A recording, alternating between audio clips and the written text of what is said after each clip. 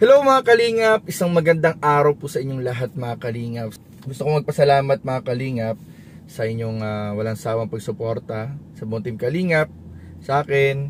Kahit na on-off tayo minsan sa pag-vlog, sa pag-upload, sa pagla-live, ay andyan kayo nakasuporta at hindi kayo nang iiwan. Maraming pong salamat. So, yun mga Kalingap, ang pag-uusapan talaga natin po ay pag-usapan natin yung mga dapat nating ipagpasalamat. Napakarami po nating dapat ipagpasalamat sa taong 2024. Although may mga problema, may mga pagsubok, merong mga bagay na nagdulot sa atin ng pag-iyak, at meron namang mga bagay din na parang tinetesting talaga tayo sa buhay. Pero despite that, many things na nangyari sa atin mga Kalingap, ay mas marami pa rin yung blessings, mas marami pa rin yung dapat ipagpasalamat sa Panginoon, mas marami pa rin yung mga dapat nating i-appreciate mga Kalingap. Yung pagkagising pa nga lang natin mga Kalingap, yung sa personal na buhay pa lang natin, yung sa atin pa lang, hindi na natin mabibilang ang lahat ng blessings at biyaya at grasya ng Panginoon sa atin mga Kalingap. So isa-isayin natin yan mga Kalingap para lahat tayo, bago man lang matapos itong taong 2024, bago tayo sumalubong sa taong 2025, balikan natin yung mga dapat natin pagpasalamat. I-acknowledge natin yung kabutihan ng Panginoon sa buhay natin, yung mga ginagawa niya na hindi natin napapansin, maliit man niya na bagay o malaking bagay, ay i-appreciate natin. So isa-isayin natin. Comment down below kung meron akong hindi na isama dito. At kung meron kayong mga gusto ipagpasalamat sa Panginoon ngayong 2024, at meron kayong mga bagay na natutunan, mga bagay na may mga na-realize kayo, na lalo kayong naging strong, ay i-comment nyo lang po mga Kalingap. At yan po ay makakatulong din para sa ibang mga nanonood, sa mga ibang nagbabasa sa comment, para ma-encourage po sila mga Kalingap at ma-motivate. So una mga Kalingap, pasalamatan natin ang Panginoong Diyos sa walang hanggang kabutihan niya sa ating buhay, simula sa pagkagising sa umaga hanggang sa ating pagtulog sa gabi. At kahit tayo natutulog ay gumagawa po at kumikilos po ang Panginoon sa buhay po natin mga Kalingap. Isa na dyan mga Kalingap, isa-isayin natin sa sarili muna natin mga Kalingap. Sa sarili muna natin. Ikaw ba ay may maayos na tirahan? Kung ikaw ay may maayos na tirahan, nakakatulog ka ng mahimbing, ikaw ay may kamang natutulugan, ikaw ay may bubong na nasisilungan kahit anong panahon, ulan man, init, bagyo, baha, meron kayong maayos na bahay na nasisilungan at mapahingahan, yan ay dapat nating ipagpasalamat. Sunod, tayo ba ay nagising tayo sa ating mahimbing na pagkakatulog, o maiksing pagkakatulog, o bitin na pagkakatulog? Importante, tayo ba ay nagising sa panibagong araw ngayong itong time na to, pinapanood nyo itong video na to. Yan ay dapat nating ipagpasalamat sa Panginoon, kasi napakaraming tao po mga Kalingap, napakaraming tao na hindi na nabiyayaan ng pagkakataong magising mga Kalingap. So lalo tayo mga Kalingap, tayong mga nakakapanood nito, ay sobrang blessed na blessed po tayo mga Kalingap, kasi muli tayong ginising ng Panginoon, binantayan, ginabayan para maging maayos ang ating pagkakatulog, at binigyan ng panibagong araw, panibagong buhay para muling magsimula. Sunod, tayo ba ay may damit na susuot? Ay grabe mga Kalingap, sa lamig ng panahon ngayon, kailangan natin ng damit para iprotektahan tayo sa lamig, ginaw, init, at anumang panahon yan mga Kalingap.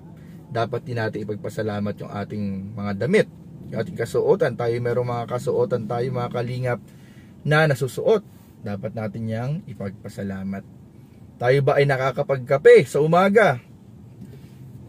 Tayo ba ay nakakainom ng mainit na sabaw, mainit na gatas? Kahit mainit na tubig lang yan mga Kalingap, dahil may mga bansa uhaw na uhaw kasi mahirap po ang tubig sa ibang bansa, sa ibang lugar. may mga taong gusto mong uminom pero limited lang yung supply ng tubig,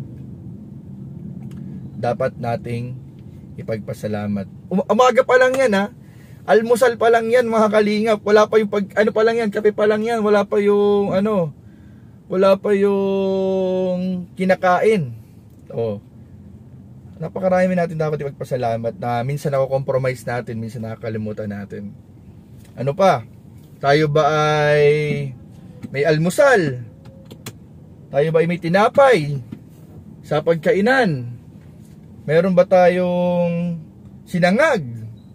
O kung wala naman sinangag, kahit anong nakahanda, mga kalingap, sa pagkainan nyo na pagkain, ay dapat po nating ipagpasalamat yan, mga kalingap. Dahil napakaraming tao ang hindi nakakapag-almusal dahil kahit gustuhin po nila ay wala silang pera, walang nagbibigay, walang nagpapakain, walang kahit saan sila humanap ng pagkain, hirap silang humanap ng pagkain. So dapat po nating ipagpasalamat yan, mga kalingap, na tayo ay merong nakakain sa umaga. Umaga pa lang yan. Meron ba tayong mga mahal sa buhay na nakakasama natin? Meron ba tayong mga nanay at tatay, kapatid, asawa? Kung kayo may mga asawa na, may mga anak, kung kayo ba ay kasama nyo, kapiling nyo ba yung mga mahal nyo sa buhay ngayong oras na ito, ay dapat din po natin ipagpasalamat yan, mga kalingap, kasi napakaraming tao ang gustuhin man pong makasama ang mahal sa buhay ay nagsasakripisyo, mga kalingap, para sa kinabukasan ng kanilang pamilya. At yung iba naman, kahit gusto nilang makasama yung ibang mahal sa buhay, ay hindi na po nila makasama kasi wala na po dito. So kung kasama pa ninyo ang inyong mga mahal sa buhay, ay sobrang dapat po natin pahalagahan at ipagpasalamat yan, mga kalingap, sa Panginoon. Ayun, adjust na naman po tayong konti, mga kalingap. Ang dami po, mga kalingap, ang dami po natin dapat ipagpasalamat. Yung kayo ba ay may mga sasakyan, may motor, sasakyan, tricycle, bike na nagagamit sa pang-araw-araw na transportation, dapat po nating ipagpasalamat yan sa ating Panginoon. Kung wala man kayong service, sigurado meron sa inyo may pamasahe, may perang nagagamit pamasahe sa transportation. Dapat po natin yang ipagpasalamat. Meron kayong trabaho, dapat natin ipagpasalamat yan. Nga pala, bago ko makalimutan, lumaktaw na ako agad dun sa mga bagay. Nakalimutan kong ipaalala.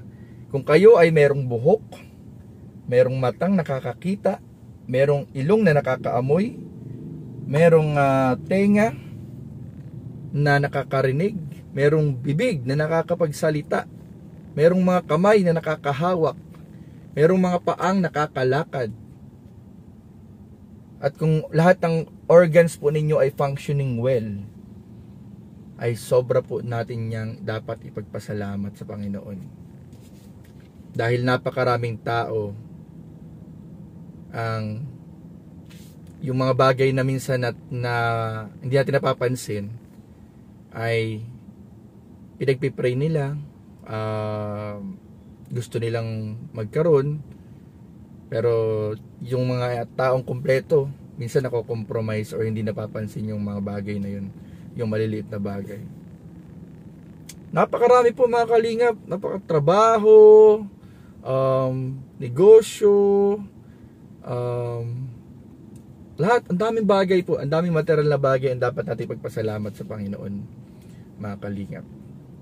Pero alam nyo ba, mga kalingap, sa lahat na nabanggit ko, merong isa akong hindi pa nasasabi at napapaalala sa inyo na sobrang dapat po nating ipagpasalamat.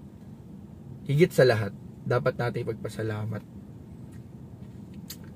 yung pagdating po ni Jesus dito sa mundo.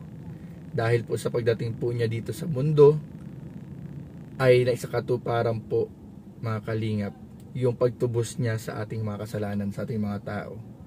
Dahil kung hindi po dahil kay Jesus, mga kalingap, sa Diyos Ama, mga kalingap, ay baka po walang tumubos or hindi po tayo mapapalaya sa ating mga kasalanan.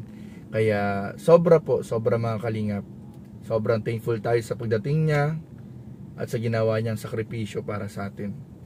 Kaya huwag po natin kakalimutan mga kalingap, yung pinaka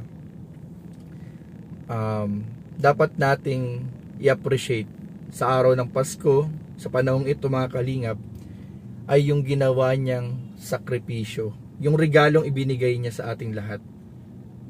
Ang Diyos Ama, iniregalo ang kanyang bugtong na anak na si Jesus, at si Jesus bilang ating tagapagligtas na tumubos sa ating mga kasalanan para tayo mapalaya. Yun ang dapat palaging alalahanin tuwing mga ganitong panahon. Ano, mga kalingap? So, pero syempre dapat araw-araw din. Hindi lang gaytong every December, dapat araw-araw. Palagi tayong mare-remind ng mga bagay na dapat nating ipagpasalamat sa Kanya. So, yun lamang po mga kalingap. Ano po? Merry Christmas everyone. And Happy New Year sa inyong lahat. God bless. Jesus loves you. Bye-bye.